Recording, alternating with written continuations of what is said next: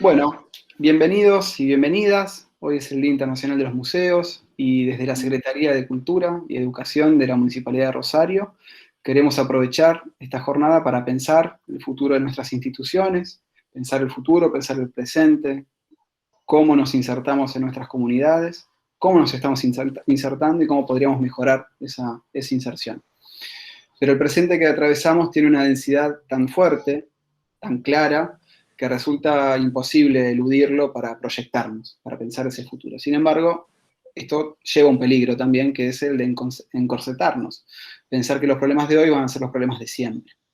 Ese es el peligro del paradigma del presente continuo, dirían algún que otro historiador de la escuela francesa. Entonces, para evitarlo es que vamos a hablar de otros presentes y de cómo los museos están actuando en ese presente.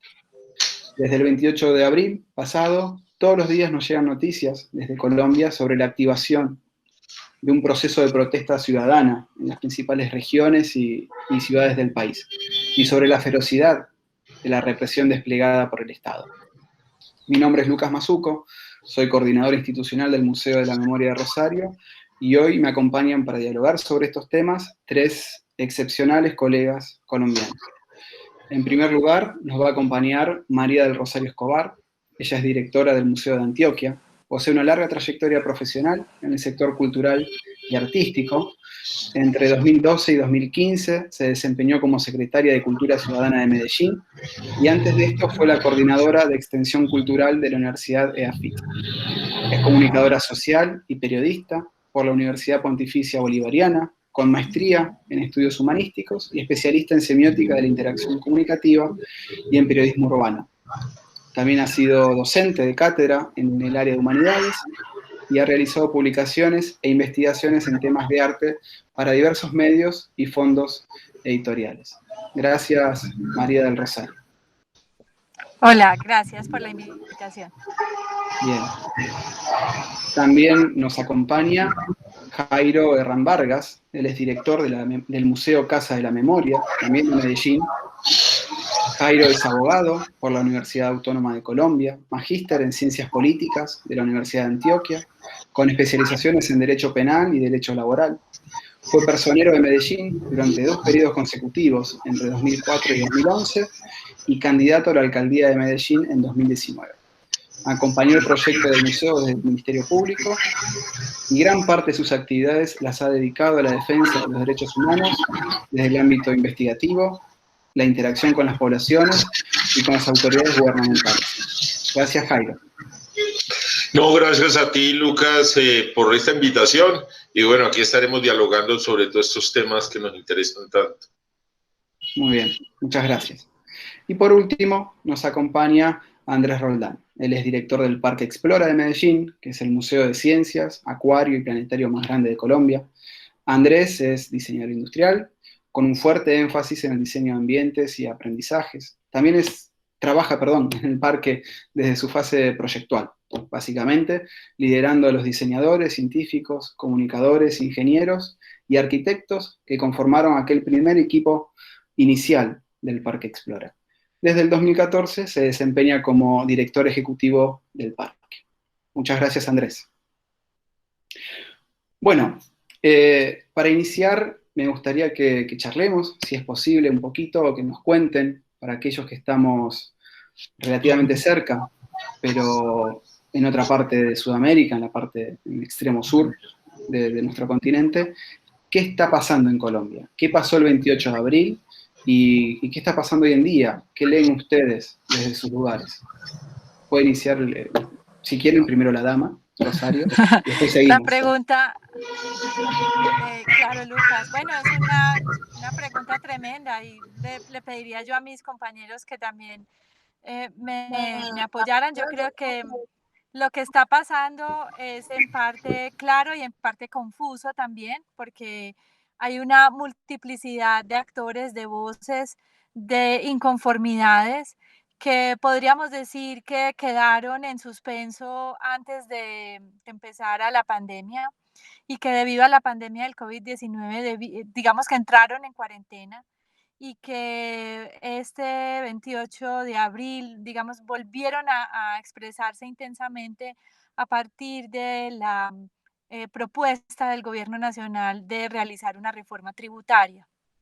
La indignación de muchos sectores de la sociedad frente a esa reforma tributaria despertó también la inconformidad alrededor de temas básicos como la educación, temas como, por ejemplo, el respeto por los derechos humanos, la reforma a la policía, la paz en Colombia, las oportunidades para los jóvenes.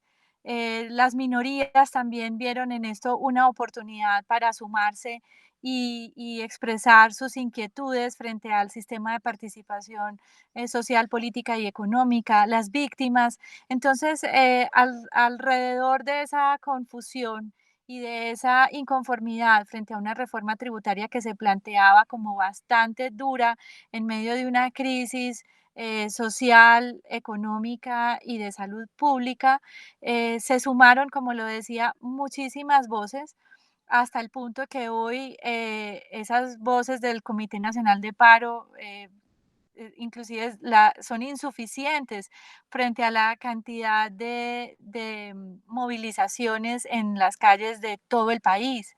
Hay movilizaciones de sur a norte, de oriente a occidente, hay movilizaciones rurales, campesinas y urbanas, en los barrios, en los distintos municipios. La gente está en la calle y principalmente la juventud.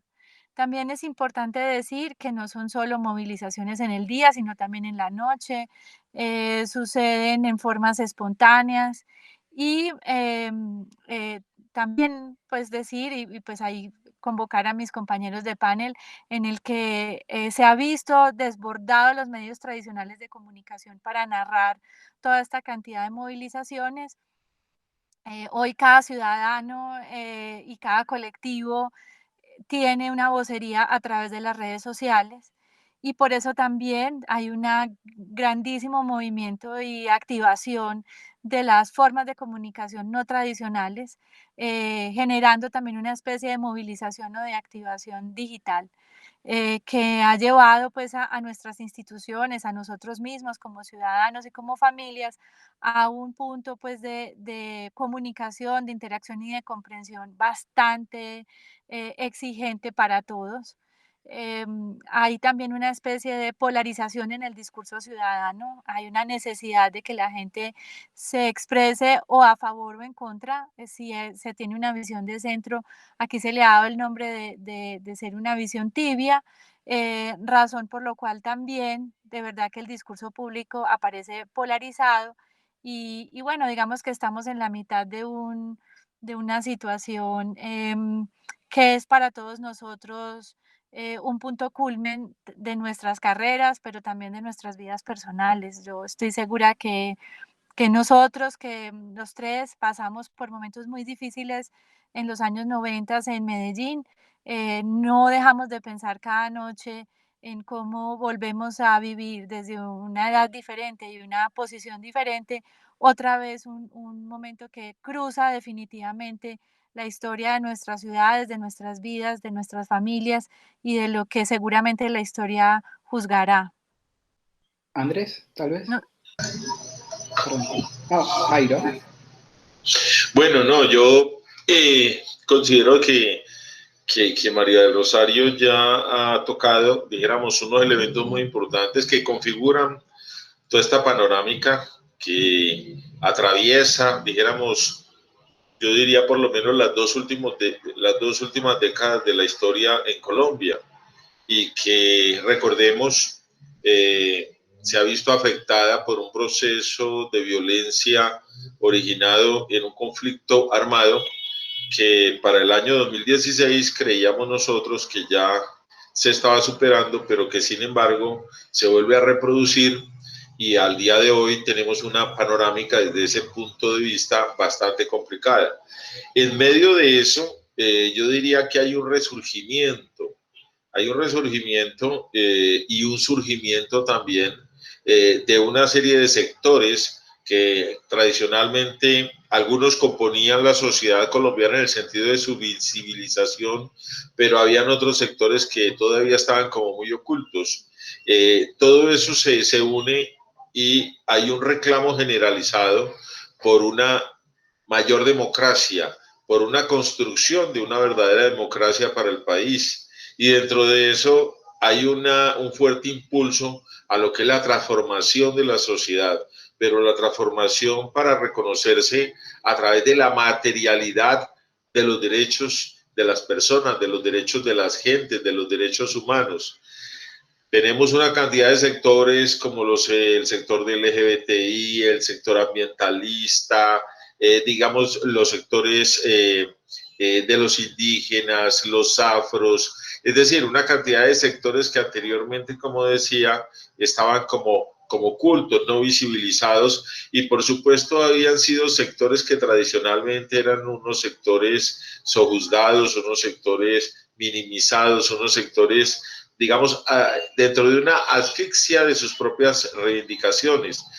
Surgían espontáneamente, pero igualmente eran acallados.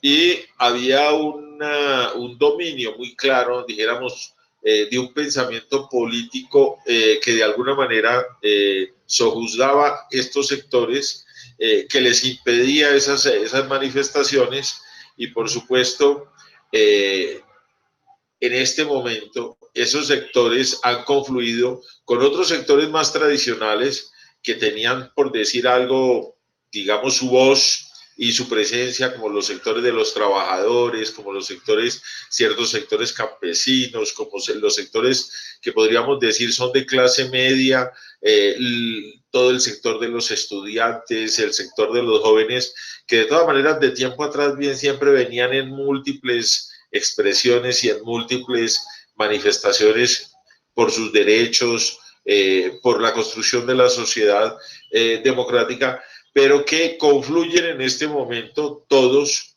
y ese proceso venía desde el 2018. En el 2019 entonces toma mucha fuerza, al igual que en otros países latinoamericanos y del mundo que se expresan, dijéramos también, diferentes formas, digamos, de búsqueda de esa nueva sociedad, de esa transformación de la sociedad, pero llega la pandemia y entonces acalla, dijéramos, ese proceso, pero lo acalla, pero no lo acaba. Es decir, el proceso está ahí latente, viene todo este proceso, digamos, del confinamiento, del cuidado, que a la vez que es algo que es real y que es cierto, pero también sirve políticamente para los fines de las élites de mantener, digamos, el statu quo. Las protestas entonces se van a la casa, ¿cierto? La calle se va al confinamiento en la casa a través de todos estos mecanismos pues, que se implementan, que como digo, no quiero demeritar que sea un invento ni nada, ni más faltaba, pero digamos que sirve a esos fines, ¿cierto? Y es utilizado, yo diría, de una manera hábil a nivel mundial para, entre comillas, acallar a unas sociedades que estaban en un proceso, por llamarlo así, de surgimiento y de empoderamiento frente a situaciones muy tradicionales que habían evitado que se dieran esas manifestaciones. Entonces, igual aquí en Colombia tenemos ya con unas particularidades muy propias que este movimiento vuelve a otra vez, o sea, se retoma ese proceso que venía, y entonces allí en ese escenario viene una agudización, dijéramos, de esas contradicciones, y entonces aparecen ya los grupos de interés, los intereses particulares. Entonces quienes salen, por ejemplo, con armas en el sector de la ciudad de Pereira, las famosas camionetas blancas que comienzan a hacer su aparición con personajes armados que disparan contra la multitud de los manifestantes.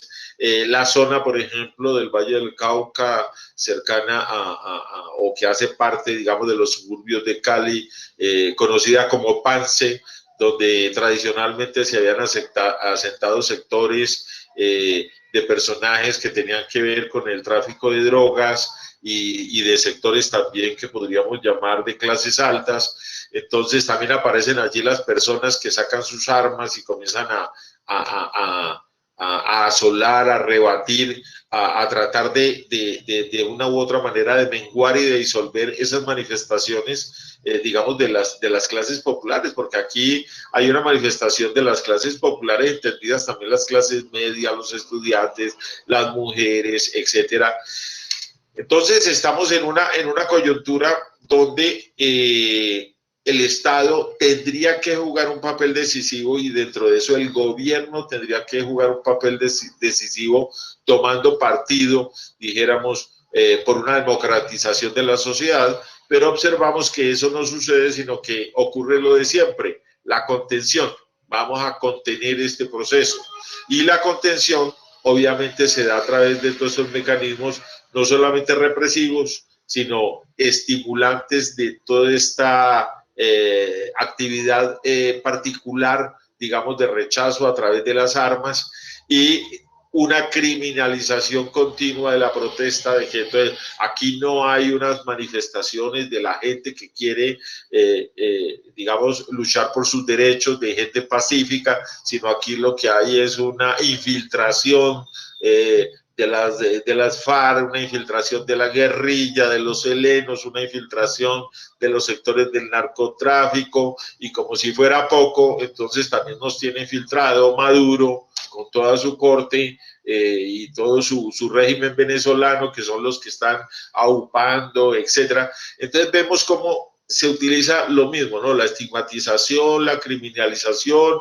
y como que es muy difícil que el gobierno se reúna con estos sectores, con los representantes, y entre rápidamente a tomar decisiones que permitan mejorar la situación de orden público. Hasta ahí dejaría para que Andrés continúe, porque hay mucha tela que cortar. Bueno, yo no quiero profundizar en el resumen, creo que hay un contexto muy bien hecho por mis colegas. Tal vez, como señalo, una breve observación, más que recapitular lo que está pasando, es señalar que de algún modo la situación actual, por mil razones, las nuevas generaciones, las redes sociales, la pandemia, digámoslo así, pues como una especie de eterno monólogo político que ha marcado al país en los últimos, creo yo, 20 años, pues ha permitido que el país ha crecido, ha prosperado en otros frentes, se ha pacificado más comparativamente hablando a lo que era Colombia en los años 90. Y de alguna forma eso ha permitido que ciertas voces que antes ni siquiera existían en el país, hoy ya se empiezan a escuchar. Inequidad siempre ha existido, ha habido, digámoslo así, una regionalización de los problemas histórica, una gran centralidad del país, racismo, discriminación, a todo lo que refería pues Jairo. Y yo creo que pues como en la madurez democrática de un país, yo creo que los últimos años han marcado un espacio que ha permitido que las minorías puedan hablar, y no es que esos problemas no existieran antes, solo que antes no se oían porque las voces eran más duras en otros frentes, en las guerras casi civiles que teníamos con grupos armados, las guerras contra el narcotráfico, las múltiples guerras que han marcado a Colombia. Entonces, lo que exalto es que vivimos un mundo que marca un quiebre frente a cómo nos comunicamos hoy en día, cómo las nuevas generaciones se expresan, cómo los mensajes trascienden y cómo en cierta forma lo que siempre ha estado allí se hizo más evidente. Colombia tuvo una reforma constitucional en el año 1991, y cuando uno mira esa reforma constitucional, esa nueva constituyente que salió de ese proceso, esa nueva constitución, pues vivimos declara un país perfecto. O sea, es idílica la idea de diversidad, de inclusión, de democracia, de participación política, de acceso a la educación, de un montón de cosas, ¿cierto? Creo que es de las constituciones más ambiciosas que en el siglo XX se han marcado, pues, en términos de lo que puede ser, pero es una utopía, o ha sido una utopía a la cual, en cierta forma, pues, la realidad de lo soñado versus la realidad de lo posible pues ha venido mostrando sus cosas. Entonces, no quiero extenderme pues como en ese resumen histórico, porque creo que lo han hecho bastante bien María Rosario y Jairo, pero sí decir que en este instante yo creo que es un punto en donde el contraste del país soñado versus el país práctico, el país real que hoy vivimos en el siglo XXI, pues ya se expresó y se viene expresando realmente desde el 2019 de manera muy contundente con el inventario grande de alguna manera de exclusiones, de divergencias y todo eso. Creo que lo más triste un poco es que estas últimas semanas nos han revelado demasiadas cosas. O sea, creo que hay una información extremadamente valiosa frente a lo que culturalmente la sociedad colombiana tiene dentro, y en donde en cierta forma ese ideal, ese sueño, esa constitución de entonces todavía no ha conseguido en la cultura social que tenemos y que todavía en cierta forma nos confronta ante la historia, pues, y nos pone ante una situación que de alguna manera pues sacó a flote todas las exclusiones posibles que han marcado una historia de república de más de 200 años, ¿cierto? Entonces yo creo que se juntaron todos los mundos posibles y para salirme pues un poco por la tangente frente a lo que está pasando, yo creo que hay una realidad particular y es que estamos en una pandemia. Entonces como que la pandemia en cierta forma impuso unas condiciones a una sociedad integralmente, pues muy radicales, casi que parece una dictadura de una distopia, ¿cierto? Un mundo en donde vivimos encerrados, en donde no podemos hablar, donde no podemos decir, donde cada día los gobiernos dicen cómo tenemos que comportarnos, a dónde podemos ir, a dónde no podemos ir, qué podemos hacer. O sea, nunca habíamos estado en un modelo de interacción tan absolutamente regulado por todas las causas justificables que están en medio y que en cierta forma pues se expresan, creo yo, no solo en las causas políticas que ya han referido muy bien mis compañeros, sino también como creo yo, me atrevo a decirlo, pues, y no pretendo minimizar pues las causas políticas ahí, también como una especie de grito de auxilio social, ¿cierto? Pues como una reacción catártica social de decir no puedo más con esto, ¿cierto?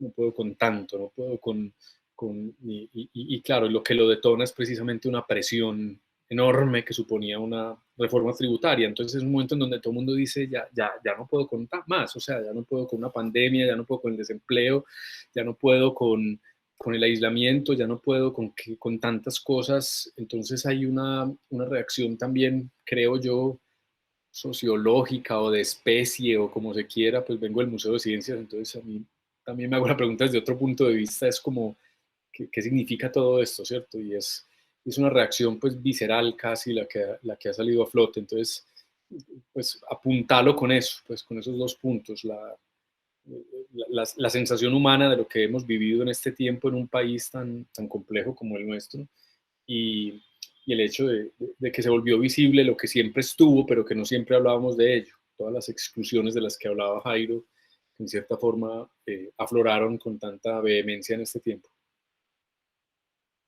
Bien. Clarísimo el panorama. Cada uno dio su aporte para pintar este gran fresco de lo que es Colombia hoy en día, o lo que ha sido el proceso que nos lleva a la Colombia de hoy.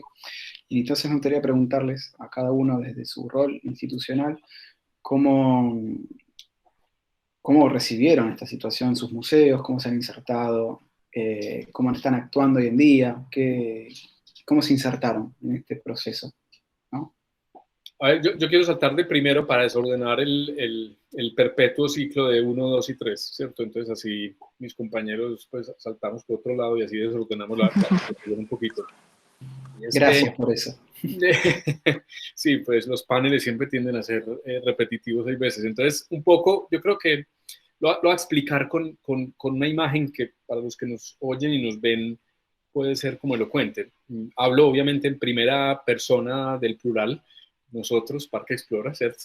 Que estamos en una zona particularmente interesante de un proceso de renovación urbana que se empezó a dar desde principios del año 2000, en donde se consolida una especie de infraestructura cultural como es el Museo de Ciencias, en una zona que es esa zona de transición entre la ciudad planificada y la que no es planificada, ¿cierto?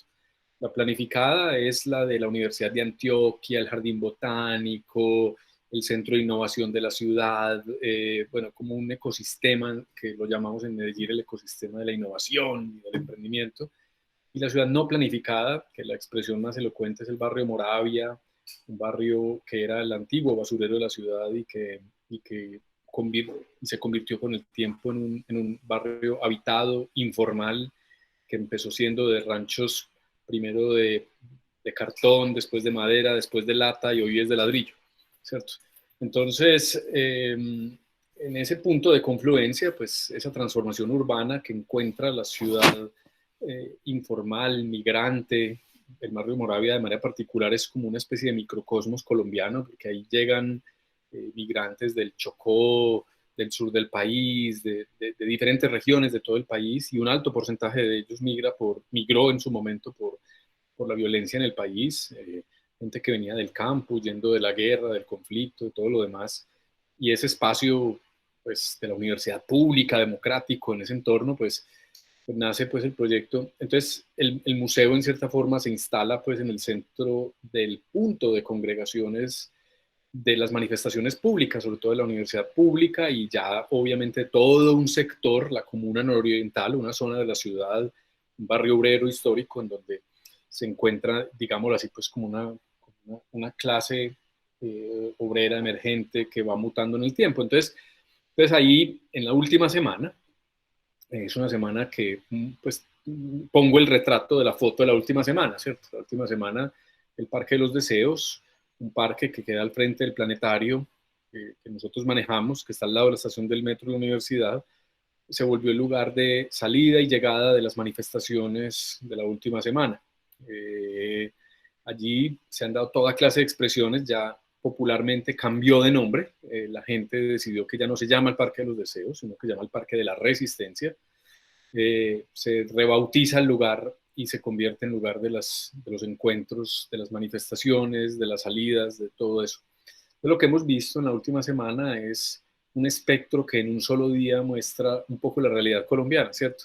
Manifestaciones pacíficas, emotivas, culturales, celebratorias casi, pues en muchos sentidos, donde el descontento de la ciudadanía pues sale a flor de piel, donde se expresan muchas cosas, pero también en otras horas del día, cuando la manifestación pacífica se va, es un encuentro, es una colisión entre la fuerza pública contra los jóvenes que han venido haciendo esto. Entonces, de alguna manera, es un centro en donde estás viendo todo. O sea, estás viendo la colisión, el choque, la confrontación del Estado con los jóvenes y al mismo tiempo todas estas expresiones. Entonces, en el espectro del día, lo que yo he vivido, lo que mis ojos han visto, lo que hemos vivido pues en primera persona, es un espacio en donde se ha dado pues una confrontación fuerte, no voy a decir que sea solo pacífica, realmente hay violencias de mucho tipo, pues hay vandalismo también, pues se afectan muchas de las infraestructuras que se han consolidado ahí en centros comerciales, en las unidades de víctimas que quedan ahí cerca, como una especie de dependencia del despacho judicial que queda ahí al lado, en el mismo parque. A nosotros hemos visto afectado nuestra infraestructura, han roto vidrios, puesto grafitis. Y obviamente, pues en medio de todo eso es hacernos la pregunta, ¿qué debe hacer el museo? ¿Cierto? ¿Cuál es el rol del museo en una situación de estas? Pues ¿quiénes somos? ¿Qué venimos siendo? ¿Un espacio que hay que cerrarlo y que simplemente se protege a sí mismo? O digamos que la última semana ha sido pues como un aprendizaje infinito, como en el rol del museo. Para el caso nuestro, pues ha sido el entender que ante la confrontación hay heridos y que ante los heridos hay que atenderlos, y hay que protegerlos y hay que ayudarle a las personas que están heridas. Y por otro lado, pues que hay que estar monitoreando en cierta forma cómo es la interacción de la gente en el territorio para que ese patrimonio público que costó tanto consolidarlo en tanto tiempo, para ese escenario de inclusión que representa, pues no se vea lesionado, sino que por el contrario sea una buena expresión de esa democracia que expresaba ahorita Germán. Entonces, la vida nuestra ha sido una vida, y hablo solo por la última semana, una vida de estar abriendo y cerrando, de estar midiendo la temperatura de cada día, de la naturaleza, de las manifestaciones y de las expresiones que se dan, y sobre todo de ser una voz que siempre desde el punto de vista de los museos se está haciendo un llamado a evitar la violencia, a cambiarle un giro en cierta forma a esta tensión y a esta confrontación, y desde la perspectiva propia tratar de darle otro significado, en cierta forma ayude también que esta expresión democrática, pues ojalá sea la más tranquila, la más saludable para todos, para el beneficio de todos. Entonces, ese ha sido un poco la vida que nos ha tocado, y de hecho, pues a los museos de Medellín nos venimos haciendo la pregunta, bueno, ¿qué deberíamos estar haciendo? Pues cuál es nuestro rol y cuál es la forma en cómo ayudamos a ser conectores, pacificadores, pues espacios para la reflexión, pero al mismo tiempo para un entendimiento distinto que no tenga que decantar en la violencia. Yo creo que ese ha sido pues como una consigna que he sentido casi que en todos, y que en la que nos hemos movido. Entonces ese es mi breve resumen, ahí ya pues los otros me pueden como complementar, interpelar o decir, no sé, cómo lo hemos vivido lo hemos vivido todos como museos, cuéntenme. Bueno, pues si quieren sigo yo desde el Museo de Antioquia. Nosotros somos el museo más antiguo de la ciudad, del departamento, y somos el museo más antiguo, digamos que en una postura de provincia, siendo el museo más antiguo el de la capital, que es el del Museo Nacional.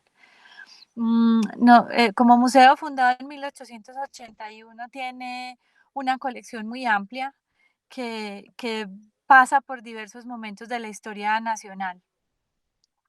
Entonces, cuando uno tiene una colección con ese respaldo, con esa capacidad de interlocución y con esa capacidad de referentes, el museo tiene muchísimo para decir y nosotros así lo hemos hecho. Nosotros nos consideramos un museo político, en tanto somos un museo que está afincado en el presente, a pesar de tener aspectos de museo con capacidad de narración histórica y de ser un museo de arte. Nosotros nos consideramos un museo en el presente. Y por eso nuestra misión siempre será y es acompañar a nuestras comunidades en ese presente agobiante para todos. Y lo hacemos desde los principios democráticos más amplios que tenemos. Esos principios son, por supuesto, la defensa de la vida, la defensa de la democracia y dar voz a los que no tienen voz. Y el museo en eso es bien insistente, tanto en sus programas como en sus guiones museográficos y en su trabajo de todos los días. Nosotros nos consideramos una plataforma de diálogos interculturales que tiene como finalidad encontrarse a través de diálogos improbables en sociedades tan inequitativas como las nuestras, tan cruzadas por las injusticias, las violencias y los silenciamientos, pues un museo como el nuestro puede servir de canal de expresión y de comunicación. Hace poco hubo un movimiento interno de ciertos sectores del campo de las artes donde nos llamaban a abandonar lo que ellos consideran un campo de neutralidad. Lo hablamos bastante entre nosotros. En otros museos de la ciudad y del país, y pues solo podemos decir que no nos consideramos neutrales. Hemos tomado un partido, ese partido es la vida, es la democracia, es la defensa de esas vocerías múltiples y por eso casi a diario el museo está haciendo publicaciones que ponen esas obras, esa colección que como les decía al principio, tiene tantos referentes hacia el pasado y hacia el hoy, con textos que nos ayudan a resignificar y a repensar la historia nacional, pero desde un punto de vista laico, desde un punto de vista civil y desde un punto de vista independiente, ya que también me parece importante decir que somos un museo de carácter privado. Es decir, nosotros a pesar no estamos adscritos a ninguna organización del gobierno ni nacional, ni local, ni departamental, somos una institución constituida desde la sociedad civil, lo cual nos permite también pues tener esta posición que para nosotros es una voz múltiple y es una voz de alguna manera independiente, aunque pues quiero decir que en general las instituciones culturales de la ciudad de Medellín todas han tomado una vocería parecida porque nos debemos a la sociedad civil y así ha sido. Pero pues ya le paso la palabra a Jairo y pido excusas por esta claroscuro en el que estoy ya en este momento, pues se ha ido la luz natural y ya estoy con la luz de la penumbra. En el claroscuro colombiano. Sí, Rosario está como la luna, la mitad clara y la otra mitad penumbra. Aquí voy a ir mejorando mis condiciones. Ahí vas de mejorando. iluminación. Yo creo que ahí mejoró un poquito. Sí, sí. Bueno, mire, no, yo en primer término quisiera como referirme a una particularidad que se ha visto, digamos, en todo este proceso, digamos, en la etapa que actualmente estamos viviendo de manifestación, de protesta, digamos, de rebeldía, de resistencia, que es lo que anima a los marchantes, a los protestantes, a quienes están pues directamente, digamos, en la calle manifestándose como tal en sus reivindicaciones. Y es que anteriormente las protestas se centralizaban, eran muy centralizadas. Por decir algo, los educadores hacían sus marchas y sus protestas en determinados lugares y en determinadas fechas. Las centrales obreras convocaban a veces sus paros y eran paros sectoriales, digamos, manifestaciones de los trabajadores como trabajadores, de las fábricas, de la industria, etcétera. Los ambientalistas de pronto salían por lo general motivados para defender algún sector que estaba siendo afectado ambientalmente o para protestar, por ejemplo, contra las minas que se estaban autorizando para que explotaran minerales en los páramos o en reservas naturales. La gente de la población LGBTI salía sobre todo los días del orgullo gay a hacer sus manifestaciones, sus protestas. Incluso aquí en la ciudad tenemos una manifestación que es muy invisibilizada por los medios de comunicación, ya tiene alguna expresión a través de las redes, y es el tema de los consumidores de marihuana digamos, desde un punto de vista de recreativo. Hay unas manifestaciones de los consumidores que son unas manifestaciones donde hay mucha gente que llega allí, pero esas manifestaciones, como digo, no han tenido, digamos, mayor publicitación, mayor visibilización. Lo que vemos ahora es que, bueno, y otro aspecto es el aspecto de las regiones. Las regiones donde se concentraban, por ejemplo, estas manifestaciones, por lo general en las capitales, en las capitales de departamento, pero en las capitales, dijéramos, conocidas como de categoría especial o de primera categoría, que son las más populosas. En las zonas de las costeras, más bien poco. Por ejemplo, veía uno que dentro de un paro que se citara, no sé, a nivel nacional, centrales obreras, había un partido de fútbol y el partido de fútbol neutralizaba completamente el paro. Nadie iba allá a una manifestación porque había un partido de fútbol que merecía la atención prioritaria de la gente, y la gente se iba a ver el partido de fútbol. Esas circunstancias han cambiado ostensiblemente. En este último paro vemos como, por ejemplo, poblaciones que anteriormente no tenían ninguna presencia dentro de estas actividades, poblaciones pequeñas, incluso de regiones que han sido catalogadas como de regiones conservadoras o conservadurientas, dijéramos que siempre estaban como en contra de eso, que rechazaban eso porque eran alteraciones del orden y demás, se han ido involucrando, y ve uno una cantidad digamos, de poblaciones que también fueron escenario de las manifestaciones. El tema de los bloqueos se está dando precisamente porque de todas esas poblaciones y de los sectores campesinos y en el sur del país sectores digamos, de los indígenas, pues han salido a bloquear las vías y por eso se ha producido el desabastecimiento, digamos, de alimentos en muchas ciudades y en muchas regiones. Bueno, dicho eso, era como para enriquecer más esa panorámica que ya habíamos hecho digamos, los tres, junto con Andrés, junto con María del Rosario.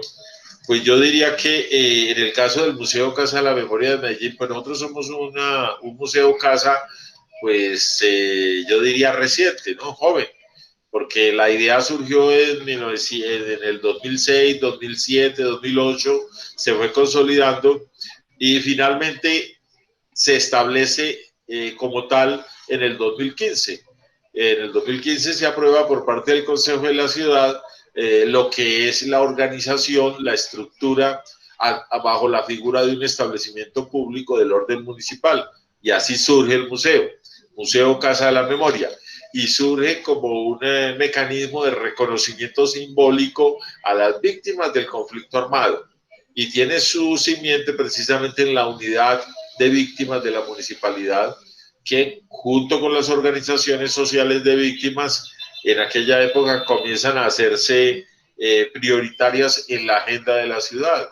Recordemos que hacia el 2003, mes de junio de aquel año, fue el acuerdo de Santa Fe de Ralito entre el gobierno de Álvaro Uribe Vélez y los 14 bloques paramilitares que en ese momento convergieron a ese acuerdo. Y luego, el 10 de diciembre de ese año, se dio la desmovilización del primer bloque paramilitar, que era el bloque Cacique Nutibara. Y a partir de ahí surge un periodo de 2 años en el cual se van desmovilizando lenta y gradualmente. En la medida en que se da ese proceso y en que apareció la ley 387 del 97 y luego aparece la ley de justicia y paz y se le comienza a abrir un espacio a las víctimas, entonces las víctimas ya comienzan a visibilizarse, comienzan a empoderarse rápidamente y comienzan a hacerse, yo diría, un elemento prioritario dentro de las agendas, no solamente a nivel nacional, sino a nivel territorial de los diferentes gobiernos. Eso lleva a que en Medellín, una ciudad atravesada por múltiples violencias, Medellín tiene muchas particularidades porque podemos decir que tiene grandes, digamos, cosas buenas, cosas importantes, pero también tiene unos grandes déficits en materia social y desde el punto de vista de la violencia, digamos, hemos sido atravesados por todas ellas, ¿cierto? La violencia del narcotráfico, la violencia de las milicias, la violencia de la guerrilla urbana, la violencia de las agrupaciones ilegales simplemente delincuenciales, organizaciones que también han hecho, digamos, mucho daño en la ciudad. Por eso, en alguna oportunidad yo hablaba de las dos ciudades, ¿cierto? La ciudad para presentar, la ciudad de los grandes beneficios, la ciudad que ha logrado avanzar, donde están las oportunidades, donde está, digamos, esa parte que debería ser genérica. Y la otra parte, que es la parte, por ejemplo, de las zonas de las comunas, donde está precisamente, ahora Andrés nos hablaba de la ubicación espacial que tiene el Museo Parque Explora, donde está en una zona que es aledaña precisamente a estas comunidades, ¿sí? Que son las comunidades más pobres, las comunidades donde digamos, se ha sentado todo el tema de la inequidad, etcétera. Entonces, dentro de ese panorama, las víctimas son reconocidas y se funda el Museo Casa de la Memoria, que es un museo que no es objetual, sino es interactivo, donde se tiene la historia y se ha hecho, digamos, la condensación de lo que ha sido el conflicto y las secuelas luctuosas del conflicto armado. En la sala, que también la llamamos acá, pero desde antes pues, del tema del Parque de los Deseos, la sala de la Resistencia, ahí están, por ejemplo, es un homenaje a todas las víctimas de la desaparición forzada, las víctimas de las masacres, víctimas de los homicidios selectivos, ¿sí? Y aquí quiero relevar que el Museo Casa de la Memoria, digamos, su parte museal, museológica, en su momento se construyó con una participación muy activa del Parque Explora, del Museo Explora. O sea, igual del Museo Botero, del Museo de Antioquia, creo que María del Rosario también le correspondió eso. Y actualmente pues somos museo, pero a la vez somos casa, somos deliberación, diálogo, discusión, convergencia, no solamente las organizaciones de víctimas, sino en general de las organizaciones de la sociedad civil. Desde ese punto de vista, digamos, nuestra inserción, ¿sí? Como tal, se ha visto, dijéramos, estimulada por toda esta situación, por toda esta conmoción social, para llevar adelante, dijéramos, esa misión, que es una misión que tenemos y que está dada desde un comienzo. La misión de incidir culturalmente, por ejemplo, en los sectores de la sociedad, cambiar las lógicas del conflicto, buscar las lógicas de la paz y de la reconciliación, mostrar tanto los daños que se han producido como mostrar los beneficios que hacia adelante se pueden, dijéramos, conseguir con una sociedad democrática, con una sociedad equilibrada, con una sociedad pacífica, pero garantista de derechos. Entonces, ahí estamos nosotros enmarcados y dijéramos, desde ese punto de vista, mantenemos nuestra posición. Somos esa casa abierta de diálogo, de acogimiento, lo mismo que decíamos ahora en alguna conversación que teníamos sobre que seamos también refugios, ¿cierto? A mí me gustó mucho esa palabra que utiliza Andrés, digamos, de que nosotros seamos refugio de los miembros de una sociedad y de las mujeres de una sociedad que de alguna manera están buscando esa transformación y esos cambios históricos que le han sido negados y que ahora se ve la posibilidad de que sí se puede, ese es el tema, sí se puede hacer esos cambios y por eso, dijéramos, el movimiento está en el nivel alto, dijéramos, en que se encuentra. Sí, yo quiero tirar un poquito del hilo de lo último que decía Jairo, y es que si lo miramos bien, Medellín en los últimos 20 años ha sufrido, o sufrido no, por el contrario, creo que ha sido el escenario de unas transformaciones importantes. Creo yo que pocas ciudades en América Latina han consolidado tantos museos en tan poco tiempo en una misma ciudad.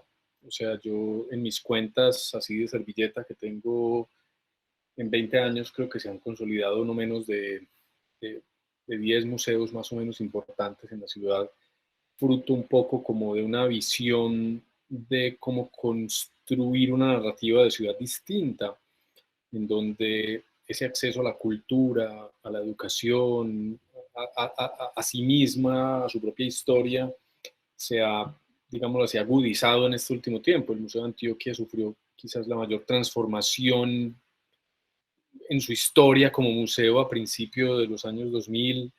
Nosotros aparecimos después por allá en el 2007 abrimos, pero veníamos de atrás. Antes de eso hubo un Museo del Agua que nació y que pues, un museo interactivo que después volvió Museo del Agua, que sigue abierto, que es de empresas públicas, el Museo Casa de la Memoria, la transformación del Museo de Arte Moderno, la transformación del planetario de la ciudad, la creación de los parques, biblioteca de la ciudad, que de alguna forma pues tejieron todo un entramado, digámoslo así, cultural entre las comunidades.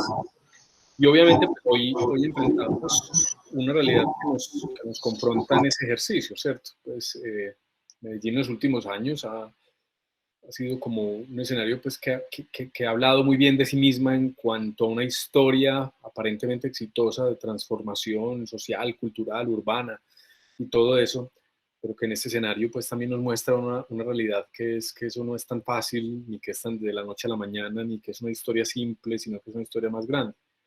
El Museo Casa de la Memoria, de hecho, todos los que estamos aquí sentados tenemos que ver con el Museo Casa de la Memoria, en su creación, en su gestación. María del Rosario era la secretaria de Cultura cuando se sacó adelante toda la idea del proyecto y ponerlo pues ya en escena y decir, bueno, aquí el Estado dice, la ciudad dice esto es importante, y el Museo Casa de la Memoria, pues me atrevo pues como a hablar por él de manera particular, nace con una idea muy concreta, ¿cierto? Y es cómo aprendemos de esa historia violenta de la ciudad, de esa sumatoria de violencias que ha tenido y que tenemos que aprender como sociedad para tejerlo distinto, ¿cierto? Digamos que todos los demás somos otras expresiones, la artística, la científica, la contemporánea, todo lo demás, pero la Casa de la Memoria encerra pues como una idea fundamental que anida en todos los ciudadanos, como una historia que todos cargamos, pues, o sea, María decía al principio en la introducción, nuestra generación, la de nosotros tres, vivió una época muy difícil en los años 90, pues fuimos una generación que creció con las bombas en la ciudad, con el narcotráfico, con unas historias terribles, pues. Y obviamente, pues esta era como la manera de purgarnos a nosotros mismos mirándonos hacia atrás y decir, bueno, ¿qué es lo que tenemos que nos pone y nos confronta en una historia tan compleja? Antioquia en particular es un territorio emprendedor, negociante, pujante, una fuerza económica importante para el país, y al mismo tiempo también es una de las fuerzas que más conflagración política ha producido en los últimos años, en las últimas décadas. Entonces hay un algo que siempre nos confronta: quiénes somos, qué venimos siendo, por qué esto, ¿cierto? Pues qué venimos teniendo, ¿cierto? Pues lo que tenemos de bueno lo tenemos de malo, lo que tenemos de prósperos lo tenemos de duros, de agresivos, lo que tenemos. Y obviamente ante una situación como la semana que acaba de pasar, pues nos pone en una situación de decir qué tanto hemos sanado desde las entidades culturales en ese proceso, qué tanto hemos visibilizado, aprendido a escucharnos, aprendido a interactuar, aprendido a abrazar otro tipo de trascendencias, pues, pues el Parque Explorer no puedo decir yo que tiene un punto de vista tan frontalmente pues como reflexivo frente a la historia como lo hace el Museo de Antioquia o la misma Casa de la Memoria, pero finalmente tocamos un punto pues y es cómo nos encontramos distinto, cómo vivimos distinto, cómo interpretamos el mundo distinto desde un punto de vista. Y yo creo que ahí el rol nuestro de los museos se vuelve más relevante todavía, ¿cierto? Hoy en la tarde teníamos una sesión de conversación y nos preguntábamos qué tendríamos que decir en este día de hoy, del Día Internacional de los Museos, ¿cierto? Y creo que una de las ideas todavía en borrador era: los museos somos la casa de todos. O sea, el museo es como una expresión, yo no sé si de civilidad, no sé si un fruto de la ilustración, si se quiere del colonialismo, de todo lo que usted se pueda imaginar, ¿cierto? Pero que en última nos pone en una situación en donde la curiosidad, la participación colectiva, la idea de que nos encontramos para aprender, para descubrir, para expresar nuestras emociones, para interactuar con nuestras comunidades se vuelve más relevante que nunca, ¿cierto? Entonces la conclusión a la que llegábamos hoy un poco, y tal vez el mensaje de todos, es cómo hacemos de los museos la casa de todos, la mesa en donde nos encontramos, donde creamos, donde nos entendemos distinto, donde usamos otros códigos, donde la democracia, la participación, donde esa frase que decía Elaine Gurian, un lugar seguro para las preguntas peligrosas, un lugar para vernos distinto, pues realmente pueda pasar. Y yo creo que un poquito lo que hemos aprendido en esta última semana es que tenemos un pedacito como del Estado, un poquito de la modernidad, pues en decir, no somos solo anaqueles de conocimiento o de patrimonio o de historia, somos también sanadores de comunidades, somos también mediadores en las interacciones, somos también de alguna forma preguntadores, hay veces incómodos, hay veces cómicos, hay veces tristes frente a esto que estamos viviendo y cómo lo hacemos para mirarlo desde otro punto de vista distinto. Y yo creo que ese ha sido uno de los esfuerzos que desde las instituciones se viene haciendo, ¿cierto? Es que venimos diciéndonos en nuestras exposiciones, en nuestros contenidos, que la labor social, política, ecológica, ambiental, es una manera en donde si lo ponemos en la conversación seguramente funcionamos distinto como sociedad. Pues tal vez la gran metáfora, para cerrar pues esta idea, es que tenemos que hacer museos que sean efectivamente el refugio, la casa, el sustento, el alimento, ese lugar seguro donde nos sentimos para opinar, para interactuar, para vivir, para ser nosotros mismos y en donde no nos tiene por qué pasar nada. ¿Cómo hacemos que el espíritu del museo sea el espíritu de la ciudad, el espíritu del país, el espíritu de las calles, el espíritu de todas partes? ¿Cómo hacer que la ciudad sea el museo de todos, la calle de todos, el espacio de todos? Y yo creo que ahí es en donde, pues de alguna manera, entre revisar nuestra historia, la ciencia, el patrimonio, el arte, el descubrimiento, el gozo intelectual, el gozo emocional, todo ese tipo de cosas, es que mejor nos definimos como humanos y mejor construimos, creo yo, o sigo creyendo, la mejor de las posibles sociedades que uno puede hacer, pues como en estos tiempos. Bueno, la verdad me salgo de la vaina para tomar todas estas líneas que han dicho Rosario, Andrés recién, Jairo antes.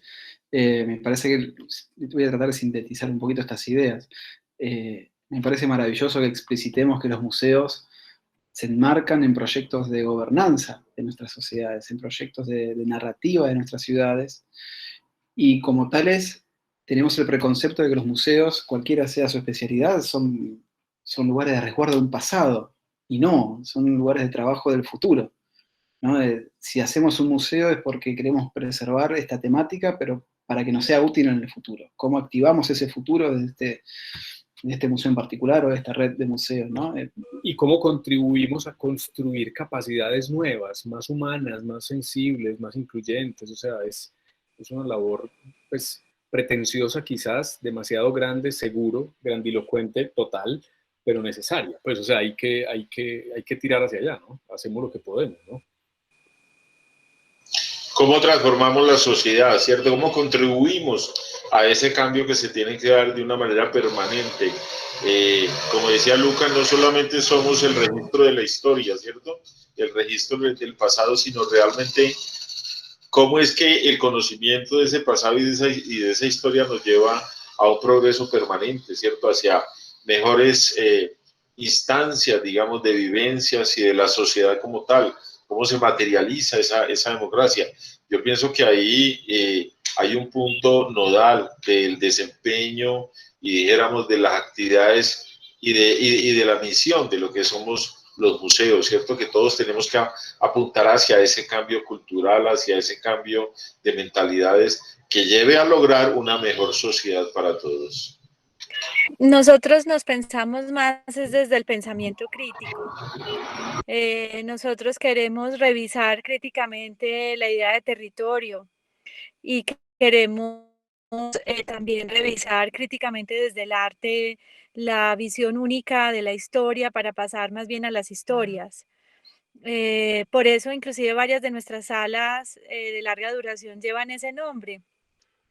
Historias para repensar es la que se ocupa de la primera mitad del siglo XX. Promesas de la modernidad, la que se ocupa de la segunda mitad del siglo XX. La sala de colonial que revisa las formas de decolonizar nuestro pensamiento y nuestra cultura. Los diálogos interculturales vistos desde las culturas prehispánicas y la persistencia en el trabajo con la tierra y la cerámica, más todos los otros proyectos que tienen que ver en el diálogo de curadurías participativas y comunidades. Para nosotros es importante generar una suerte de pregunta, casi que de incomodidad en el visitante, en donde vamos generando preguntas críticas que se hacen los artistas y que permiten desde esas preguntas críticas reformularnos nuestra idea de colombianidad o inclusive de antioqueñidad. Pero no lo queremos hacer para hacer quedar en falta a nuestro visitante o a quien se acerca al museo, sino inclusive para podernos preguntar, por eso que ahora decían Andrés y Jairo, por qué somos y estamos ubicados en una ciudad que, que es la más inequitativa, porque es la ciudad y porque vivimos en el departamento que ha puesto condiciones tan duras para la constitución de la paz en Colombia. Nosotros, claro, desde lo que habla Jairo, desde lo que dice Andrés, para nosotros ese pensamiento crítico es fundamental para iniciar ese proceso de transformación. Eso, bueno, me quedo con eso último, ¿no? Los procesos de transformación que los museos asumimos. Yo creo que todos los equipos de todos los museos siempre asumen un proyecto de transformación y a futuro, en que estaremos fallando a veces para transmitir otra imagen, ¿no? Para transmitir esa imagen y terminamos teniendo la imagen que recién les comentaba. Yo la verdad les quiero agradecer por este tiempo que nos hemos dado. Muchísimas cosas que ustedes han dicho sobre Medellín nos espejamos nosotros en Rosario, con situaciones de violencia urbana que estamos viviendo, con situaciones de encierro que también estamos viviendo claramente porque la pandemia también sucede acá, sucede en todo el mundo. Y me gustaría cerrar con una frase que cuando lo dijo María del Rosario y me vino a la mente, el tomar partido. Hay un premio Nobel de la Paz, Elie Wiesel, que dijo que hay que tomar partido porque la neutralidad no hace más que favorecer al opresor y no a la víctima. El silencio favorece al torturador, no al torturado. Y me parece que cuando lo dijo Rosario me vino a la mente y sintetiza mucho, ¿no?, de lo que está pasando. No, pues muchas gracias por esta invitación. Para nosotros estas nuevas formas de comunicación nos acercan, nos hacen sentir acompañados, nos hacen sentir unidos en una Latinoamérica posible. Estamos mucho más cerca de lo que pensamos o de lo que sentimos. Somos una verdadera unidad en el lenguaje, en nuestras historias, inclusive en nuestras tristezas, en los debates. Cuando nos visitamos y podemos llevar nuestros cuerpos a Argentina, así lo sentimos, pero también en las músicas, ustedes no saben la cantidad, cómo nos acompañan ustedes desde la música, desde la literatura. Esperamos nosotros también hacerlo así con ustedes y estas son las formas más especiales de volver a activar ese territorio común y esa hermandad real y sincera que tenemos. Bueno, no sé cómo mejorar. Andrés, por favor. No, pues lo mismo. Yo siempre cojo Argentina es como si fuera mi casa, pues, y eso debe significar muchas cosas porque lo que dice María es cierto, comparte uno alegrías y tristezas, nostalgias y sueños, y de alguna manera, pues como cuando ustedes nos preguntan, uno dice, ¿será que hay una novedad o no? Pues hay algo distinto, y bueno, siempre hay algo distinto, obvio. Que el caso colombiano tiene cosas duras, fuertes, pues es tal vez el lugar en donde las convergencias de las inequidades de América que más duro ha tronado en términos de violencia, pues no en términos de las tensiones políticas, pero sí en cómo se han dado estos ciclos. Y ahí es en donde uno pues como que vuelve y se pregunta y se contrasta, pues como estamos donde deberíamos estar, estamos diciendo lo que deberíamos decir, cumplimos el rol para el cual fuimos creados, pues son nuestras sociedades distintas por esta emergencia, digámoslo así, de crear estos escenarios de encuentro, de co-creación, como mencionaba María del Rosario, de reflexión y descubrimiento de dónde venimos y de quiénes somos. Y yo creo que hay todavía hay una tarea muy grande por hacer, ¿cierto? Todavía necesitamos como sociedades pues como instalar en los valores más altos el conocimiento, la historia, la ciencia, la memoria, el arte, pues como unas maneras de llevar con mayor dignidad y no simplemente como accesorios ociosos de nuestras sociedades, sino más bien como ideales, pues. Entonces, agradecerte porque pues hablar con ustedes siempre es una ricura, pues pasa uno muy bueno. Y, y obviamente pues decirles pues que aquí estamos, que aquí seguimos, que esta es la casa de ustedes, sea como sea que estén las cosas, y que esperamos ser también una casa segura de encuentro, de reflexión y de todo para cuando nos veamos, que seguramente serán muchas veces. Bueno, pues también de verdad agradecer muy especialmente a Lucas, a la Secretaría de la Cultura de allá, por este espacio que hemos tenido, por la posibilidad de haber hecho este intercambio de opiniones que pienso que nos enriquecen mutuamente a todos. Uno podría concluir también de que así como los museos son casa y son casa para una población, y también podemos considerar como una casa la ciudad, el municipio. También Latinoamérica es una casa, ¿cierto? Para todos nosotros los latinoamericanos. Por eso nos identificamos tanto, por eso decía Lucas que escuchándonos también siente que hay como una identidad, ¿cierto? Les pido excusas si se puso negra la pantalla, pero aquí hay unos mecanismos automáticos que acaban de quitar, digamos, esa parte de la luminosidad. Bueno, no solo se fue la luminosidad, sino también se fue Jairo. Bueno, él estaba cerrando, estaba despidiendo, ya María del Rosario también lo ha hecho, Andrés. Así que, bueno, con esto damos por cerrado la conversación de hoy. Gracias a los tres, Jairo se lo diremos por privado. Y bueno, esta ha sido la actividad de la Secretaría de Cultura de Rosario, de la Municipalidad de Rosario, de la ciudad, por el Día Internacional de los Museos. Muchas gracias a todos.